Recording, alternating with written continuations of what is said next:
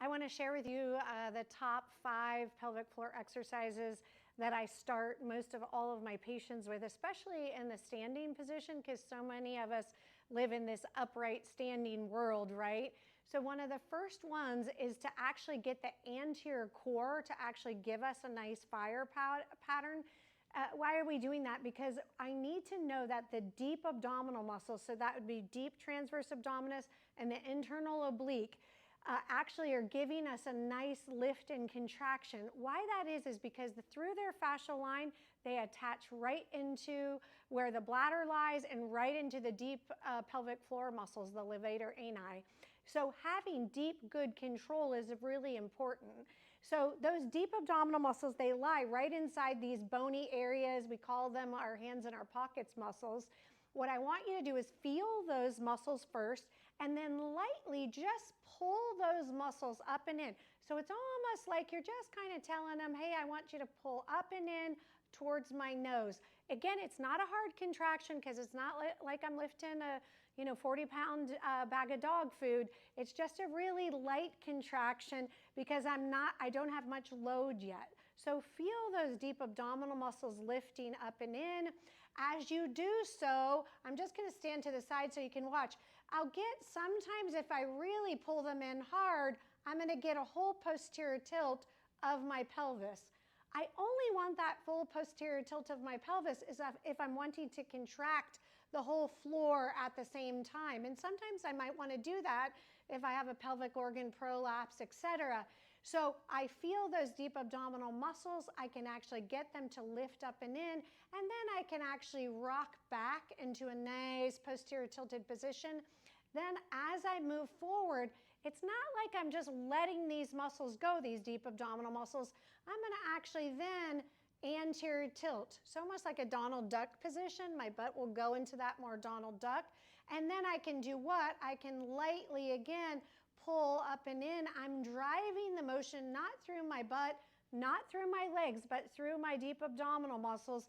And so you can see that posterior rock and anterior rock of my pelvis happen. Again, let's just review. When I posteriorly tilt, I'm driving by these deep abdominal muscles, and my pelvic floor is actually contracting as I do so. I keep these muscles a little bit of tone as I anteriorly tilt because I don't want everything to just, flop forward. I'm controlling the motion forward and I'm controlling the motion backwards.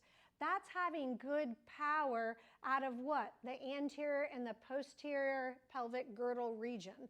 So that first exercise, finding these muscles, and then once you find them, know how to lift them lightly up and in, then you're actually going to get that posterior tilt and anterior tilt to happen while these muscles actually fire.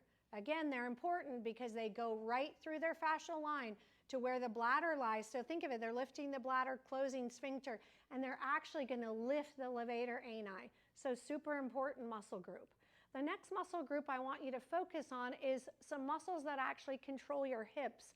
Why do we care about your hips? We care about your hips because the hip muscles, especially the hip muscle that does external rotation, so that means my knee pivoting in the out direction, it sits right in the pelvic floor and it helps the deep bowl muscles hold your organs up in position. So this is an easy muscle for you to train on your tiptoe. You can pivot in and out as you do so. Think of it, you lift these deep abdominal muscles in and you're going to pivot in. It puts that muscle on stretch, the obturator internus. When I turn it out, it actually contracts the pelvic floor through its fascial lines. It goes right to the levator ani area. So the obturator, which is part of your hip muscle, goes right into the deep bowl muscles. And guess what? It cradles the bowel, the bladder, all the vaginal vault tissue. So super important to have this motion. As you can see, I'm not swiggling my hips around in order to do the motion. I actually stabilize my hips, keep them in one position, and only my hip moves in and out. It's an easy exercise to do also on your heel, so I could do that same move, internally rotate, externally rotate. Who's contracting my deep abdominal muscles as I'm there? The next thing I want you to think about is that there's these deep muscles that also fire when I get in and out of my car, or if I'm, going from sit to stand, etc. So these muscles here need to pull up and in, say if I'm getting out of my car, getting back into my car. So one of the easy exercises you can do is pull these deep muscles in just lightly again. We're not lifting a heavy bag, right? We're just lifting our leg load. So we pull them in, and I just want you to do a nice march pattern for me while these muscles are actually giving you a nice contraction. This is going to help you so that they automatically lift the floor up, give the floor a contraction, and stabilize again all of the organs. Your next exercise, and some of you have a hypertensive pelvic floor, that means the floor is a little shorter, a little tighter than maybe it should be. And so a great position for you to get into, we call it just a little side mini lunge. So you kind of go here, you stretch out this leg on this side, you're loaded in this leg, and now what I want you to do is I want you to do 5 quick, stop the flow of urine. And then I want you to do 5 quick anal sphincter contractions. Why are we doing it in this elongated position? Because the first layer of the floor is attached through its fascial line to my hip adductors. And when my hip adductors are too tight, they may make my floor too tight, too short, too hypertensive.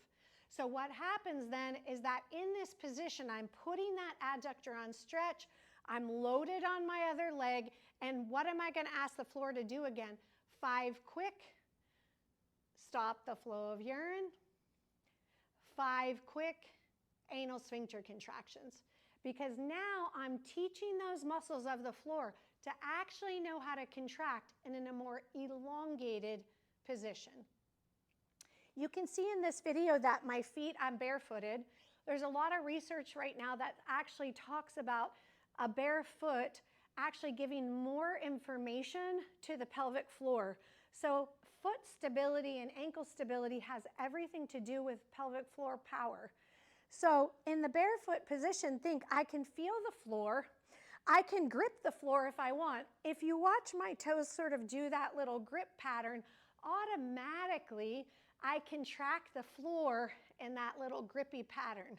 As soon as I pull my toes up and in, my floor has to work.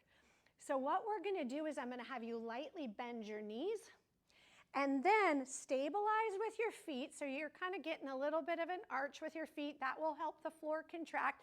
My legs are spread just a little bit. So if the floor is hypertensive, that means it's shorter and tighter. I put it on a little bit of elongation. And now I'm going to do what? Heel raises. In heel raise, what am I doing? I'm actually strength training the pelvic floor. My ankles and my legs are having to work. I've spread my legs out enough to give a little elongation to the floor, but now I'm getting great information to the floor that it has to actually contract here.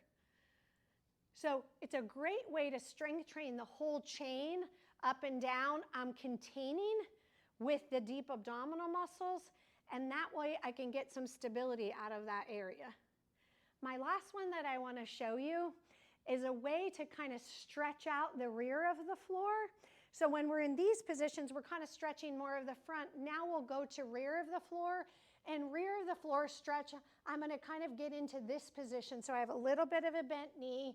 I kind of let my rear end sort of go back around the back. I can easy get up into this position. I get a little bit of a hamstring stretch. So now the back side of the floor is going to elongate a little bit because sometimes the rear of the floor is really hypertensive as well, maybe more hypertensive sometimes than the front of the floor. So I've spread my legs a little bit. My hands are on my knees. I'm going to come back into this position, straighten all the way up. And then in this position, what am I going to do? I'm going to arch my back a little bit. The floor is on stretch. So if that hypertensive floor is present, I've now put the floor on more stretch because I've got that nice Donald Duck butt, right, look. And so I do 5 quick anal sphincter contractions here because now I've elongated the floor and put all of that, I've taken that tension and I've said, okay, let's see if you can actually control the anal sphincter. Why do I care about the anal sphincter? Because the anal sphincter stabilizes at the base of the bladder. So I have a urethral sphincter here, and I have the base of the bladder here. The anal sphincter helps to give control so that bladder stays in a good position. I love these 5 exercises. They're easy to do in standing, and I hope they help you. Reach out to us in the comments below.